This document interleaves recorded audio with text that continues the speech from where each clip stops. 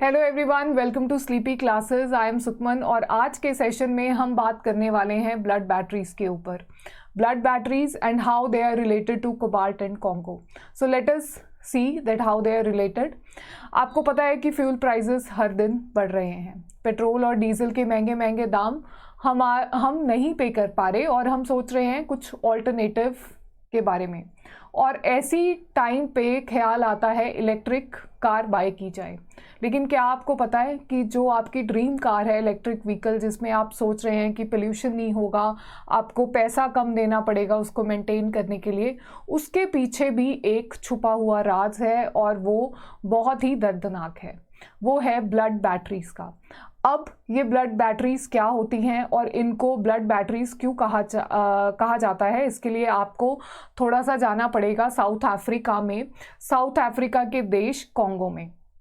So this map shows Congo which is very poor nation, but अगर उसकी mineral wealth की बात की जाए तो मिनरल वेल्थ में वो बहुत ही रिच है। It is known for production of Congo all over the world. तो यहाँ पे since it is a poor nation, तो यहाँ पे इनफॉर्मल सेक्टर बहुत ज़्यादा है और इन इनफॉर्मल सेक्टर्स में आते हैं बच्चे जो कि 18 साल से कम हैं और वो एंगेज्ड हैं in the production, polishing and mining of cobalt which is used in batteries as well as other things like making airbags in automobiles, for petroleum industries, cemented carbides। तो इन सब चीज़ों में कोबाल्ट की यूसेज की जाती है और ये बच्चे अपनी नीड्स को पूरा करने के लिए इन कामों में एंगेज्ड हैं। हाल ही में एक लॉ सूट फाइल हुई है इन कंपनीज के ऊपर, Tesla, Apple, Alphabet, Dell, Microsoft, that they are violating the human rights. How? Because kids are involved in its production। इस कोबाल्ट को परचेज करने के लिए बहुत बड़ी कंपनीज हैं जो परचेज करती हैं और फिर आगे ये कंपनीज इनको सेल करती हैं कोबाल्ट को मैन्युफैक्चरर्स में। ठीक है, तो ये जितनी भी कंपनीज हैं, ऐसा कहा जाता है कि इसमें सबसे ज़्यादा मार्जिन है चाइनीज़ कंपनी का। And Chinese, they are known for their business skills, so they find it very easy to buy it from the children. And children, how much they are making? रफली $1। तो $1 की वजह से they are putting their health at risk. It is considered कि इस सेक्टर में जो भी बच्चे इंगेज्ड हैं, they are suffering skin problems, they are suffering from lung infection and many other types of diseases. इसी वजह से लास्ट ईयर एलन मस्क ने ये डिक्लेयर किया था कि टेस्ला अब जो भी कार्स बनाएगी उसमें कोबाल्ट बैटरीज नहीं यूज़ होंगी।